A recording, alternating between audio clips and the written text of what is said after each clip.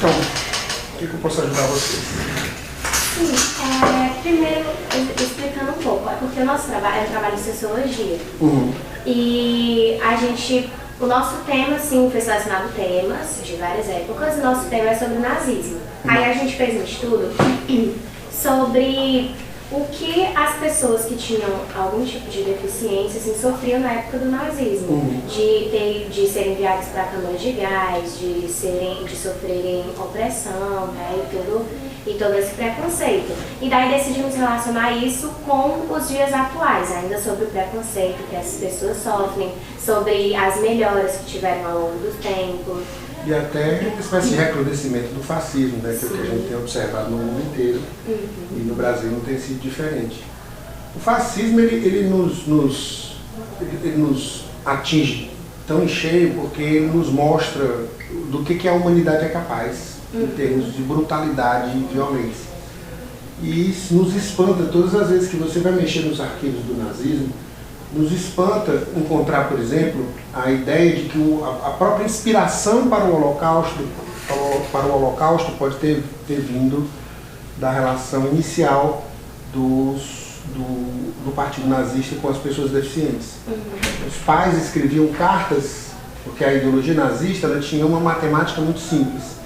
Se o indivíduo não pudesse contribuir para o Estado aquilo que o Estado tinha investido nele, ele deveria ser eliminado. Tem um livro muito bom sobre isso, que é de um camarada que eu nem gosto muito dele politicamente, mas esse livro é muito pungente, porque ele escreve sobre o filho dele.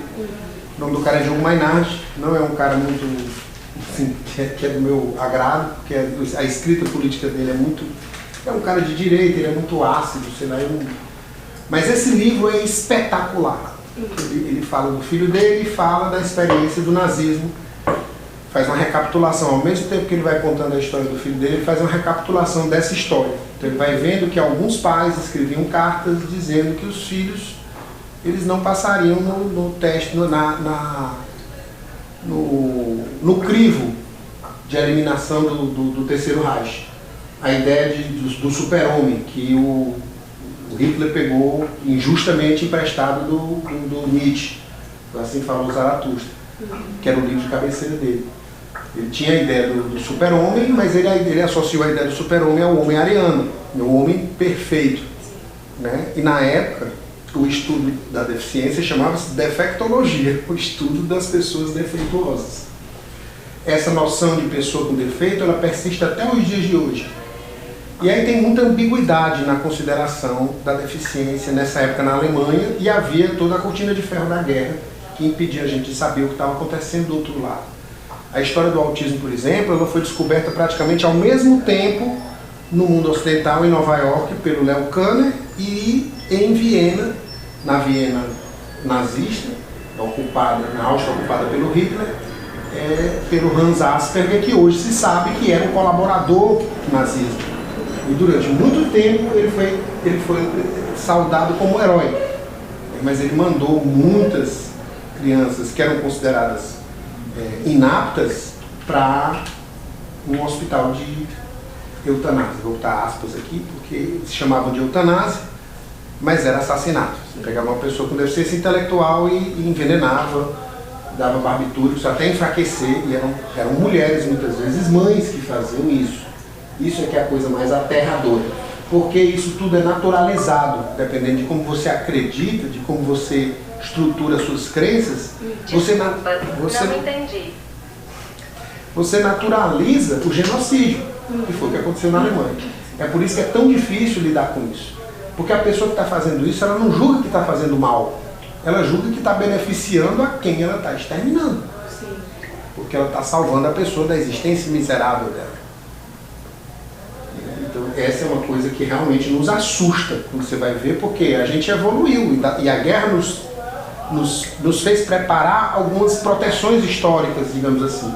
Depois da guerra, a filosofia, a história, a sociologia, as ciências humanas de forma geral, elas meio que se escudaram dessa brutalidade humana. A gente produziu ciência para se ver de outra maneira, de uma maneira mais... Mas se você olhar um pouquinho para trás, você vê que é muito fácil essa barbárie estar de volta. É por isso que Bolsonaro é um susto para a gente. possibilidade dele dizer assim, a céu aberto, né? Coisas que há 10 anos atrás, se alguém dissesse, essa pessoa seria execrada publicamente, e hoje em dia ele é aclamado e tal, recebido nos aeroportos e tudo mais, tal como o Hitler na década de 30, na década de 20. Tem uma entrevista do Hitler na década de 20 que você faz paralelos gritantes com o discurso que hoje é veiculado pelo governo, né? Então isso nos assusta um bocado. Obviamente que a gente não esqueceu a história, pelo menos não nós que estudamos a história, né? A gente não esquece, a gente fica abismado com esses paralelos, e a gente produz discurso contra, vai para manifestação, escreve na internet, faz tudo que está ao nosso alcance para não deixar as coisas serem reduzidas ao período entre guerras, que foi quando o Hitler ganhou força. Mas a história da deficiência ela tem a ver com o ideal, primeiro estético, e depois de funcionamento humano perfeito. Ele queria os homens acima do homem, os super-homens, homens que seriam a próxima geração, né? Ele imaginava um futuro de todos brancos e loiros, né? E com nenhum problema de saúde. Ele queria desenvolver uma engenharia genética que pudesse garantir que essas pessoas não iriam nascer com nenhum tipo de deficiência.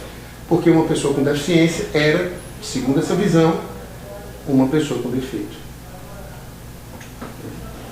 Então esse livro, A Queda, do Diogo Mainardi, é uma excelente fonte para pesquisar esse período. Ele fala muito bem disso.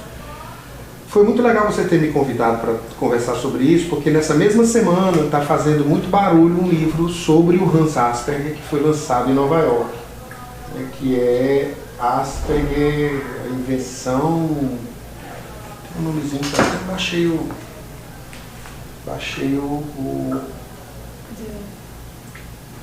PDF, eu achei uma amostra da Amazon. Deixa eu ver se eu encontro aqui, só para mostrar, para dizer rapidamente para vocês, que é um livro bacana, que ainda não tem. Pronto, é Asperger's Children, The Origins of Autism in Nazi Vienna. Os filhos de Asperger, ou as crianças de Asperger, as origens do autismo na Viena nazista, né? E esse livro ele trata exatamente dessa história do Asperger, como ele tendo se vendido como um bom doutor na década de 80, né? A síndrome de Asperger, que é o autismo de alto funcionamento, por assim dizer, ele entrou nos manuais de psiquiatria na década de 90, um dia desses, 1994, para ser preciso, na 4ª edição desse manual, do manual estatístico de doenças mentais, da Associação Americana de Psiquiatria. Antes disso, a gente só tinha disponível critérios para descrever o autismo mais grave, né? Porque a gente pensa hoje, tem muita gente que pensa em epidemia de autismo e tudo mais. Mas o trabalho do Asperger, ele ficou sem ser conhecido até 92, quando ele foi traduzido pela Uta Frith, que é uma psiquiatra que é austríaca também, mas radicada no Reino Unido. Ela fez essa tradução oficial. Antes dessa tradução para o inglês, só existia uma tradução não oficial, que tinha sido feita pelo marido da Lorna Wing, que foi a pessoa que criou o conceito de espectro autista, que é mãe de autista também. A Lorna Wing leu esse texto traduzido pelo marido dela, que sabia alemão, e teve um contato com o Asperger. Foi a única pessoa do nosso tempo que teve um contato direto com ele. Ele já era muito velho, 80 e poucos anos, faleceu pouco tempo depois, e recebeu um telefonema do Fred Folkman, que é um colaborador do Amic Klein, que é muito amigo nosso aqui da Casa da Esperança, na Universidade de Yale, né? O pessoal do departamento de autismo e também o pessoal responsável pelo DSM. O Fred Folkman ligou para Lorna Wing e disse: olha, nós estamos com uma dúvida aqui, porque o Ami é judeu e a gente não vai dar nenhuma publicidade para nazista em época nenhuma, né? Então você me diga se Hans Asperger era nazista ou não. E baseado na palavra dessa mulher, que foi a pessoa que teve contato pessoal com ele, eles transformaram a descrição do Asperger num diagnóstico, síndrome de Asperger. Mas só durou até 2010 esse romance, porque em 2010 foi feita uma pesquisa extensa em Viena e descobriu-se vários documentos assinados do Asperger encaminhando crianças para um hospital que se sabia que era um hospital de extermínio, que era chamado hospital de, como eu falei, eutanásia. Então, foi pelo ralo a ideia, e isso foi uma coisa terrível, porque ele, depois da guerra, ele se juntou ao esforço pós-guerra, terminou passando incólume, não foi julgado como criminoso de guerra. Ele não estava indo, ele nunca foi filiado ao partido nazista, e isso deixou ele na dúvida, mas 25% dos médicos eram filiados ao partido nazista, mas todos colaboraram. E Asperger foi um deles, porque a ideologia vigente na época era essa, entendeu? E aí algumas das crianças eram mais inteligentes do que a média, porque a gente sabe que alguns autistas são muito mais inteligentes do que a média. Normalmente eles espantam pela que, mas não são todos. Na verdade, são uma pequena minoria. Os outros todos, ele não salvou, pelo contrário. Ele assinou a sentença de morte deles. Então a gente sabe hoje que o fato da gente ter uma ideia do autismo como, sei lá, um aperfeiçoamento da humanidade, tem gente que faz esse raciocínio, que eu já vi. É um resquício da ideia nazista do Hans Asperger, que ele usou para salvar crianças, algumas, que eram todas consideradas defeituosas. Ele disse, não, essas não. Essas não são defeituosas, essas são superiores. Mas o pequeno grupo que ele salvou, provavelmente é muito menor do que o grande grupo que ele mandou para os hospitais de extermínio. Então, dada essa introdução, podem me perguntar o que vocês quiserem. Pronto, a gente elaborou aqui algumas perguntinhas. A primeira é para me falar um pouco sobre a Casa da Esperança. Certo. A Casa da Esperança é uma iniciativa de pais, né, e familiares. A Casa da Esperança, ela faz parte assim, de um segundo capítulo na história do autismo. No primeiro capítulo só tinha um cara que dava diagnóstico de autismo, que era o Léo Kahn, né, em Nova York. Então pouquíssima gente tinha esse diagnóstico, era considerado uma síndrome raríssima. Ele escreveu um artigo em 1943 e até a década de 70, ele morreu em 80, acho que foi 80 que ele morreu. Até lá, ele era a única pessoa que dava o diagnóstico. E ele excluía o diagnóstico de gente que tinha epilepsia, que é muito comum, né, porque ele focava no autismo e ele pegava sempre os mais graves para dar esse diagnóstico. Os mais leves ele simplesmente descartava, não dava diagnóstico. E aí, numa segunda etapa, como a ideia crescente, estimulada pelo próprio Léo Kahn, era de que os pais eram causadores do autismo, numa segunda etapa, os pais começaram a se especializar, tornaram-se médicos, psicólogos, fizeram doutorado, pós-doutorado, para poder trazer para a ciência a ideia de que os pais não eram causadores do autismo, de que havia determinantes biológicos e genéticos.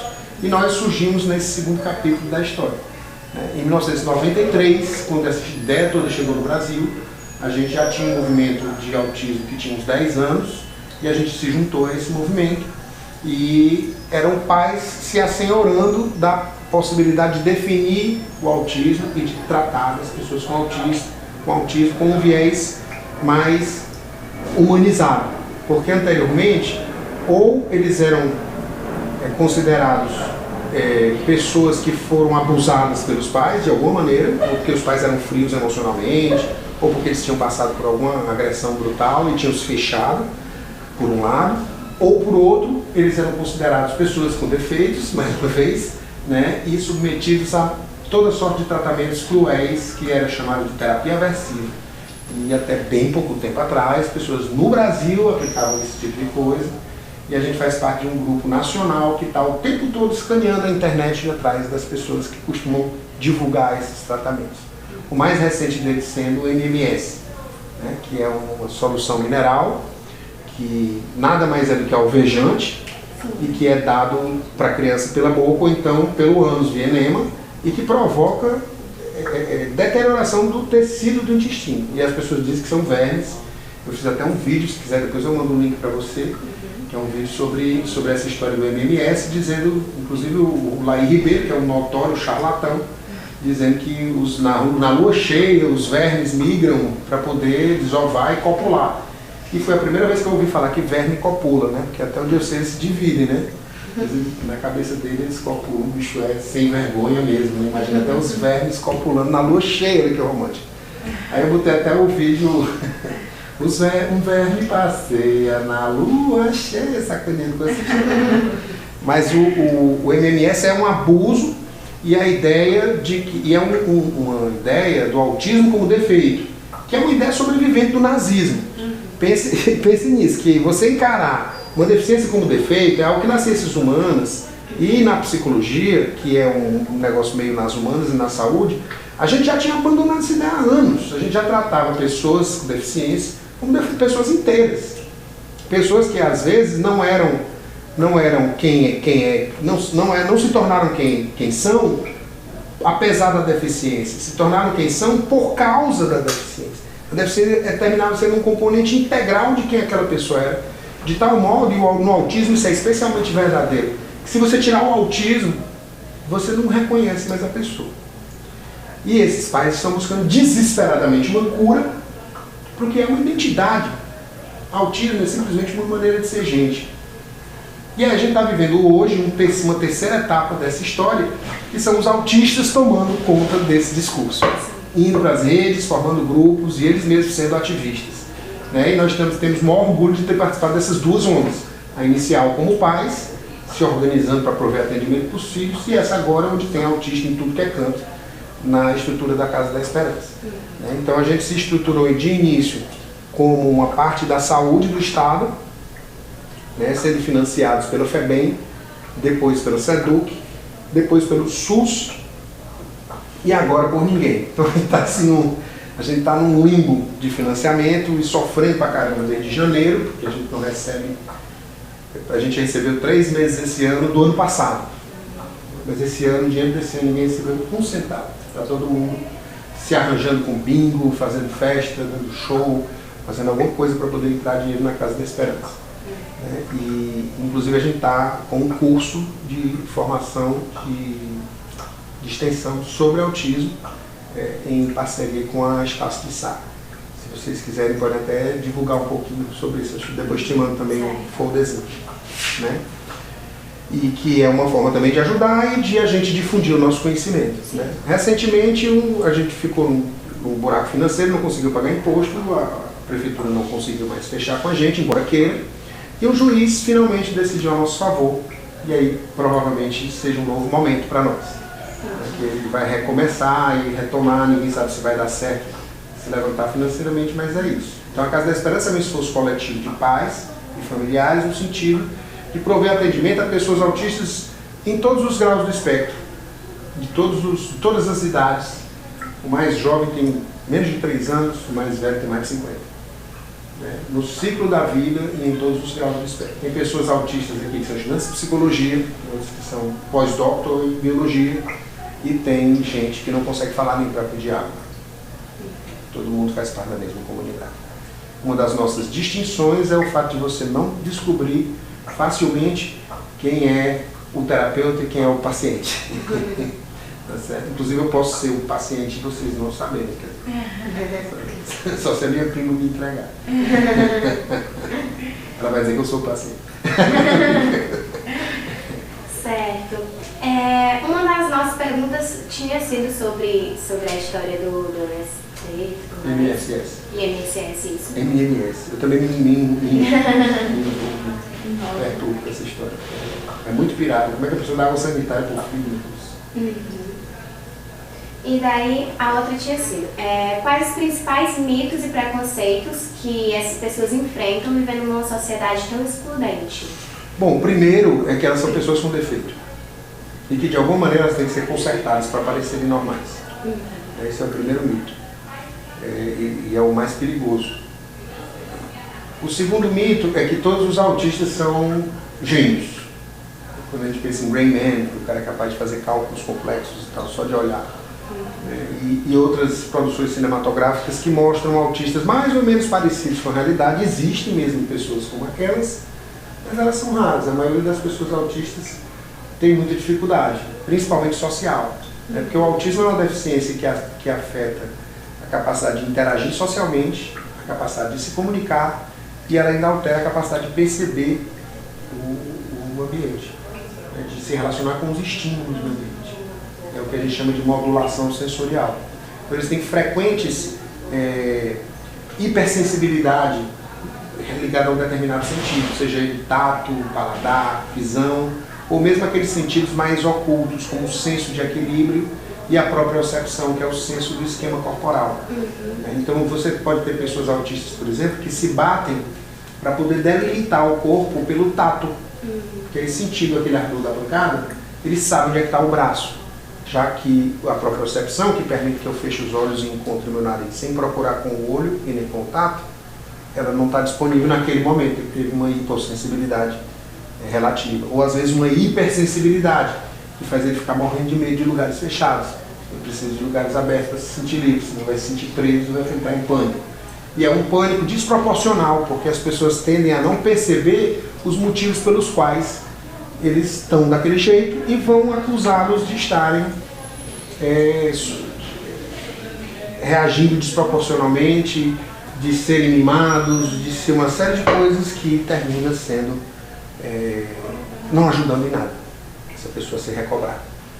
Então ela precisa de alguém que tenha consciência de que aquilo não é um piti, aquilo é sofrimento, para poder, inclusive, se sentir acolhido e melhorando, né?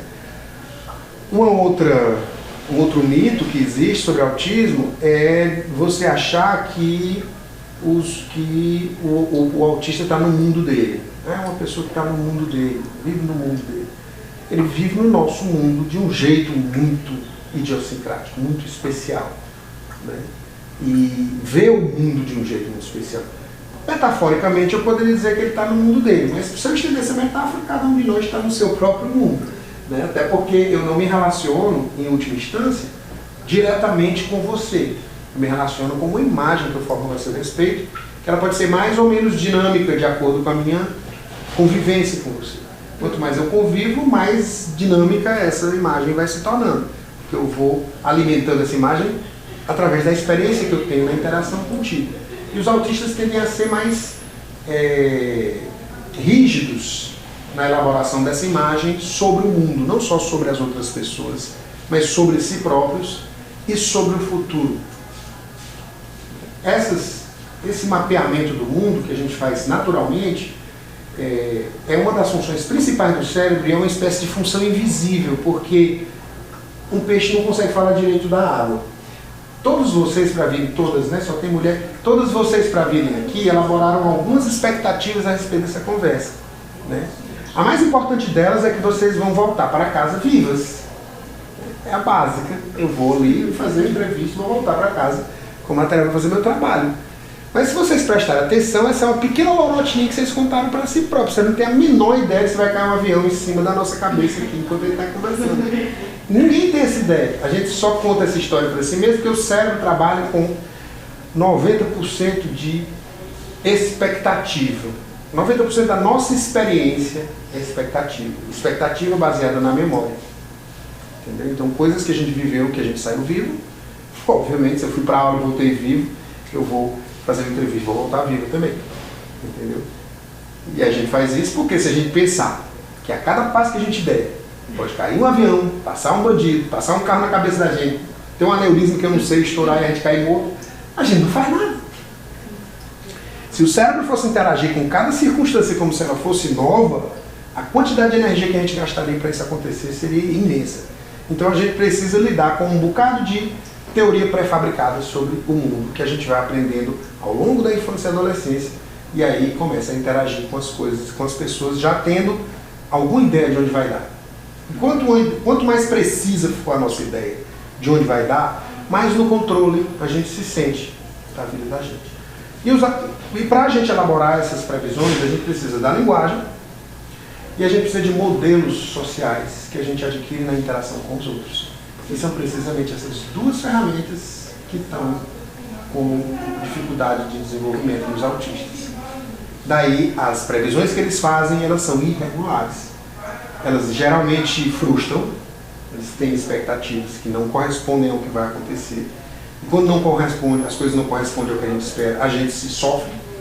E eles sofrem muito mais, porque as expectativas deles são muito menos precisas.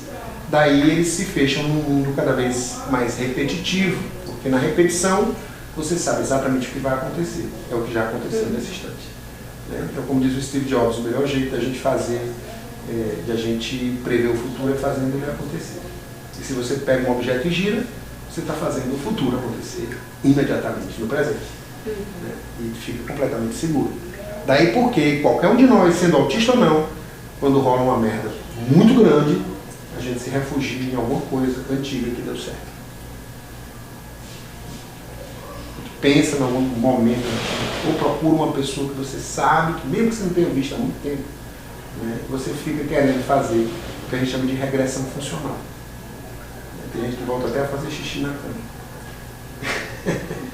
Depois de um impacto muito grande, uma perda muito grande, que frustra muito as suas expectativas.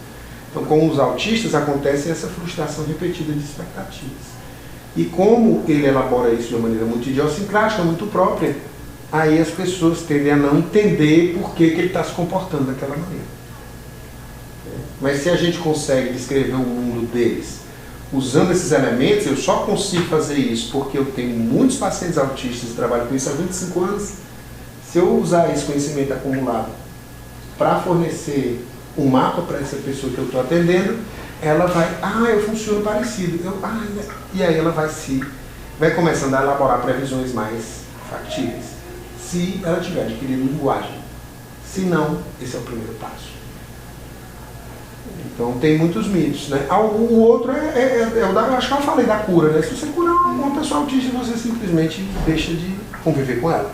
O Jim Sinclair, que é um amigo querido meu, que eu tenho em Nova York, ele diz que toda vida que ele ouve alguém rezando para ele ficar bom do autismo, ele ouve a pessoa dizendo assim: Senhor, destrói essa pessoa que está na minha frente e coloca um clone que eu possa amar. Um clone que se comporte da maneira que eu espero que ela deveria se comportar. Entendeu? Porque não só eles têm as suas próprias expectativas frustradas, mas eles frustram também a expectativa de quem espera a normalidade deles. Certo. A terceira seria, porque na verdade, segundo a Lei 12.764 de 2012, é instituída a Política Nacional de Proteção da Pessoa com Transtorno do Espectro Autista. Qual seria a eficácia dessa lei na vida das pessoas com transtorno, bem como dos seus familiares também? As leis no Brasil, elas meio que instituem cultura, né? A gente às vezes ouve até uma discussão, principalmente os liberais, pensando, poxa, mas você impor a presença de crianças na escola, eu vi muita gente falar isso. Mas infelizmente no Brasil, se isso não acontece, se não há uma lei como essa, as pessoas se sentem no direito de excluir. E isso é muito deletério para todo mundo. Então essa lei, na hora que ela começou, que os diretores não puderam mais excluir com más desculpas ou meias desculpas, porque ela não dá brecha para nenhuma, né? As pessoas começaram a ir para a escola. As pessoas que nem... Porque se você fala autismo, você já imagina um menino chutando, quebrando, batendo nos outros, mordendo. Nem sempre é isso. Entendeu? Você abriu possibilidade para muita gente autista frequentar a escola, ter modelos de comportamento neurotípico, ensinar as pessoas a conviver com a diferença. Então, essa lei, essa vigência, inclusive ela teve uma participação nossa muito intensa na criação dessa lei, através do Alexandre Mapurunga, né, como secretário-geral da Abraça, que é a Associação Nacional de Defesa dos Direitos das Pessoas com Autismo, da qual a gente faz parte. Nós somos fundadores, fundamos aqui em 2008. E a gente redigiu essa lei, a gente trabalhou duro para ela ser aprovada, sancionada pela Dilma, na época que ela foi. E tem um grupo agora querendo desfazê-la, criando casos de exceção para a inclusão. Ora, gente, sem criar casos de exceção, já existe gente que não consegue frequentar a escola.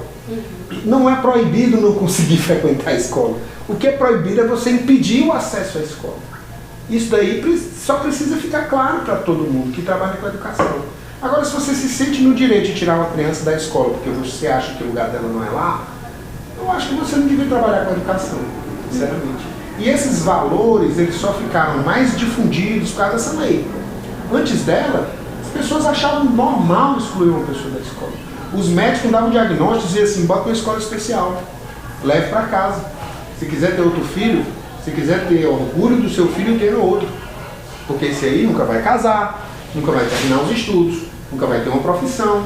E graças à possibilidade de escolarização dessas crianças, você tem hoje pós-doutor com autismo.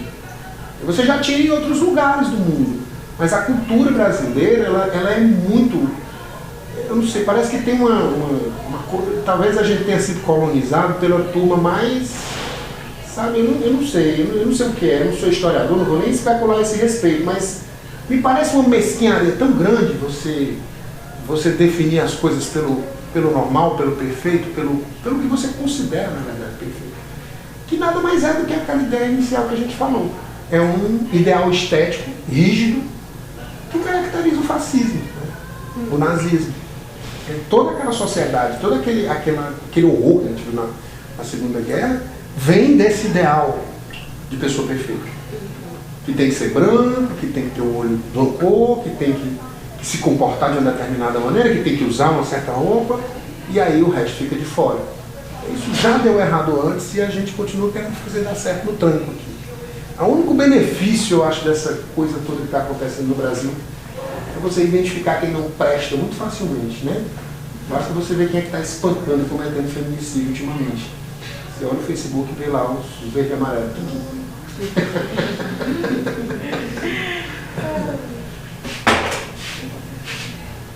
Então, se você for sair com um cara e ele tiver com a roupa da CBS, do CBN, né, sei lá, de futebol, da seleção, você já pensa duas vezes.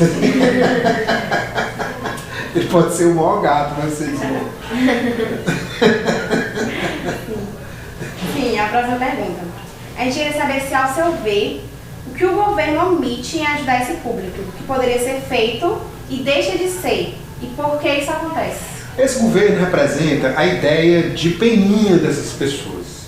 Porque nenhuma pessoa, nem um fascista, ele admite que é ruim. Entendeu? Ele sempre tem uma ideologia de que ele é bom. Então você vê a Michelle Bolsonaro fazendo libras no dia e você fica, olha, finalmente uma vez uma pessoa por nós. Mas a pessoa que imaginou isso é a mesma pessoa que pensa assim, meu filho é um anjinho. Quando o seu filho tem 15 anos, está despertando para a vida sexual e você continua querendo infantilizá-lo. Quando seu filho tem 20 anos e quer passar por uma experiência romântica com alguém e você acusa a namorada dele de abusadora porque ela está abusando do incapaz. Esse tipo de gente infantiliza pessoas com deficiência, torna pessoas com deficiência alvo de caridade.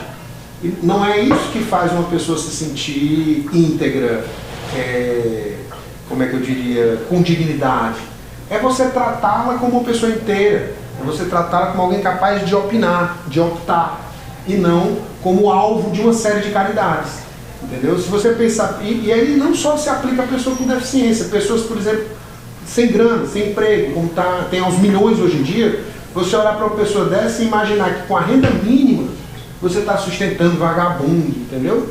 Quando você está dando o mínimo de condição para aquela pessoa não precisar passar o chapéu e se humilhar dizendo, me dê o pão porque eu não tenho.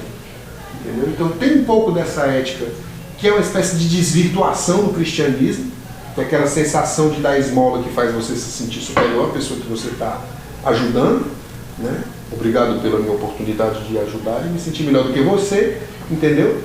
E aquela circunstância de você reduzir o outro e se colocar numa posição de herói, salvador da pátria.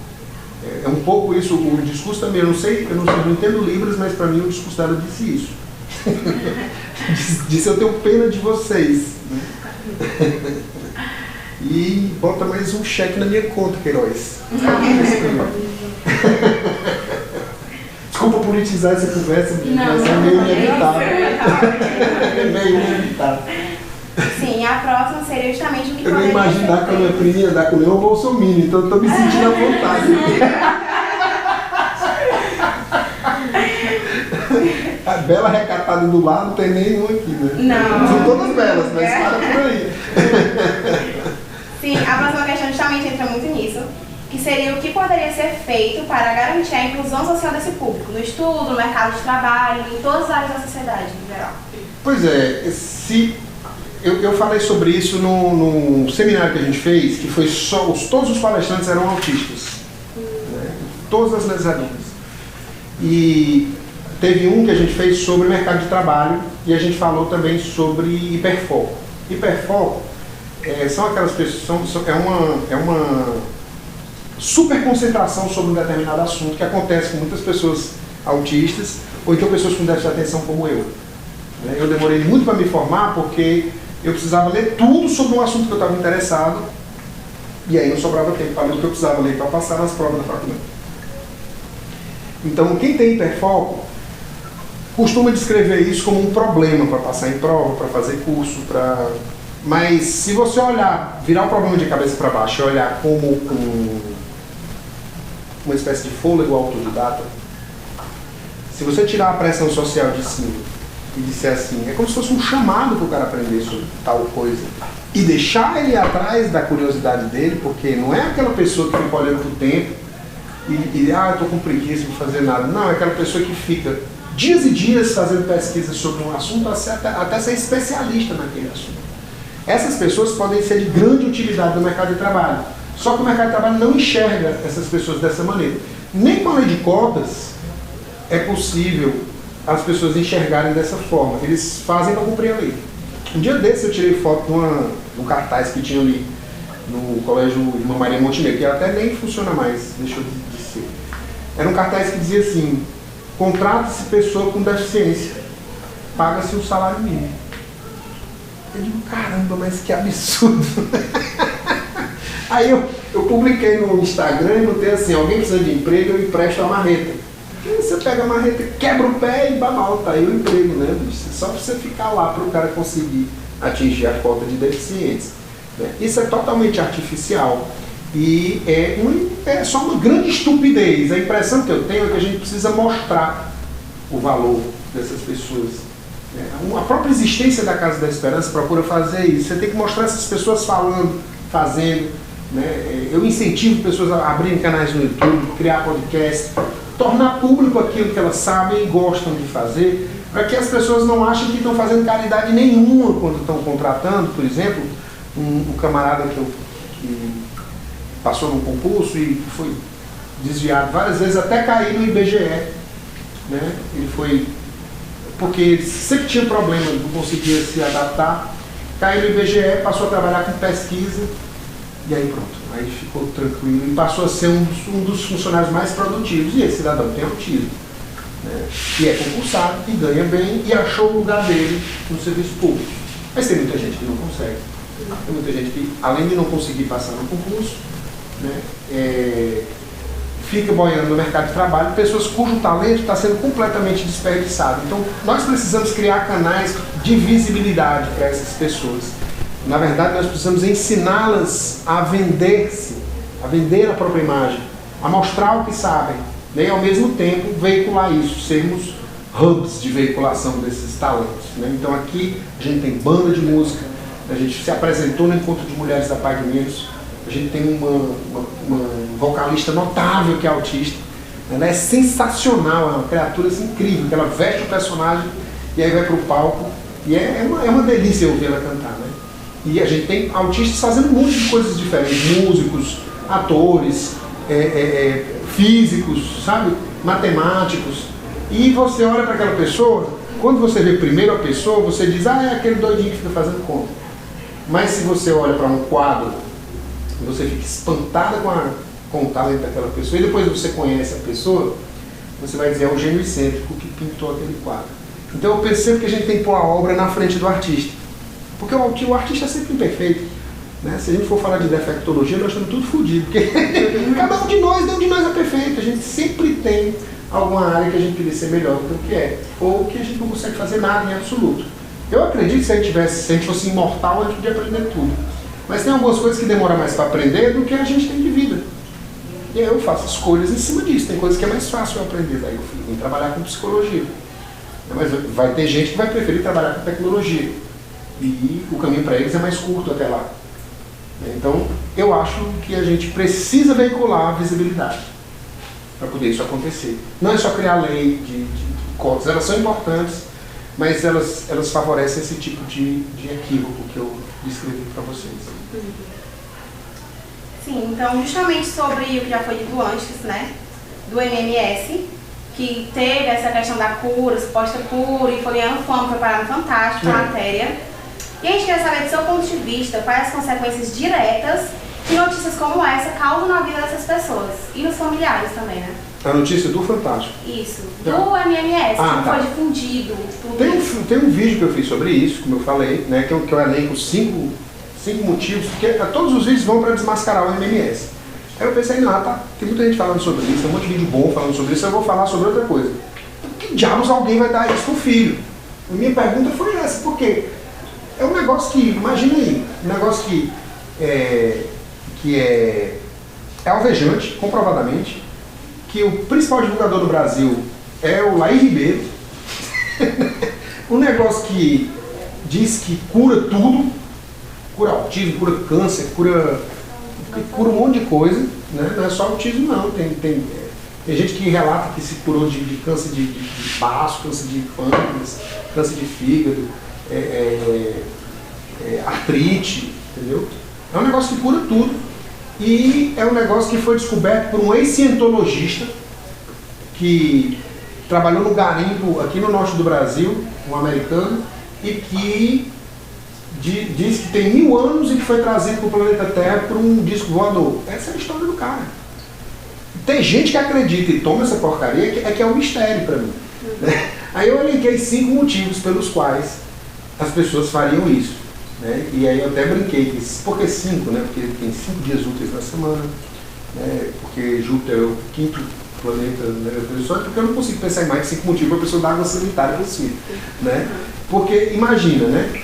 Desespero e desinformação, você pensa em... Se você acha que o autismo é uma grande tragédia, você não consegue se relacionar com isso, seu médico lhe diz que é uma grande tragédia, o psicólogo lhe diz que é uma grande tragédia, toda essa visão negativa do autismo como defeito se impõe e você pensa em corrigir aquilo de qualquer jeito. E aí você recorre à primeira coisa que aparece e que tem um monte de depoimento dizendo e tudo mais. Esse seria o primeiro motivo para as pessoas fazerem isso. O segundo é que é o efeito placebo. O efeito placebo é muito mais do que uma coisa usada para descartar homeopatia. É muito mais do que uma coisa... O efeito placebo ele tem características que a gente o senso comum não conhece. Né? Se você, por exemplo, te der uma pílula de açúcar vermelha, você fica mais acordada. Se eu te der uma pílula de açúcar azul, você fica mais tranquila. Se você gostar de mim, se eu tiver sido útil para você em algum momento, você me procurou e eu aliviei sua dor, cuidei de você, qualquer coisa que eu te der vai diminuir qualquer doença que você tenha. Porque o placebo funciona muito na relação. Então, quando você trabalha com o efeito placebo, você trabalha não só com o poder da mente de curar, você trabalha com o poder das relações, da confiança que você tem nas pessoas. Entendeu? E isso responde muitas vezes por 60% do poder curativo de medicamento. Imagina aí que eu pego os testes placebo controlados, núcleo cego, aí eu pego um grupo de 20 pessoas, certo? Eu que sou experimentador não sei qual das 20 pílulas que eu tenho é placebo, 10 são placebo e 10 é um remédio que eu quero testar. Eu não sei qual é qual, boto tudo no frasco. Cada uma pílula tem um código, cada pessoa tem um código. O computador sabe, mas eu não sei. Eu dou para essas 20 pessoas uma pílula de cada, dizendo que aquilo é um remédio para fazer o quê? Está testando, para poder melhorar, não sei o que, não sei o quê. A taxa de sucesso do placebo é de 60%. Eu vou ter que ter uma margem de 10, 15% no remédio para poder ele ser bem melhor do que o placebo. E ainda assim, o efeito placebo é responsável por parte do efeito curativo do remédio que eu estou dando. Então, se aquele remédio, mesmo ele tendo efeito curativo, se ele vier pela mão de uma pessoa que você confia, você melhora mais. Então, a gente precisa usar o poder curativo do efeito placebo. Na clínica, eu trabalho muito com isso, né, com criação de confiança e tudo mais. Então, imagina aí uma coisa, que você já acredita nas baboseiras que o cara fala, que o tal do desgraçado é isso. Fala o nome dele várias vezes aqui. É o Laí Ribeiro, que é um sujeito notoriamente charlatão. Ele diz, por exemplo, que você tem que tomar água com pH X, porque a água ácida pode causar câncer. E a gente tem ácido clorídrico dentro da barriga. Então, quando a água chega na barriga, o pH dela vai lá para perto de zero, porque tem ácido dentro da tua barriga. A água não tem como ficar no pH que ele diz para chegar no sangue, porque antes dela chegar no sangue, ela passa pelo estômago. Então, o pH do sangue é controlado por outros fatores que não tem nada a ver com o pH da água que tu toma. A não ser que tu tome ácido clorídrico, aí tu se lasca. Mas, tirando isso, não tem nenhuma importância o pH da água e ele vende. Aí diz que tem uma marca de água que é assim e assim ele vai fazendo a fortuna dele. Esse cara está propagandeando MMS. Como muita gente acredita nele, aí vira o puta placebo. Outro, a divulgação é estruturada como um culto. É uma coisa que eu chamo de mecanismo religioso da mente. Ele funciona em gente que acredita em ateu.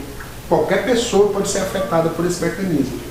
Porque, inclusive, o Chesterton, que é um dos poucos conservadores que eu admiro, ele escreveu uma coisa interessante. Ele disse que quando você não acredita em Deus, você acredita em toda sorte de bobagens, né? Mas sempre você acredita em alguma coisa.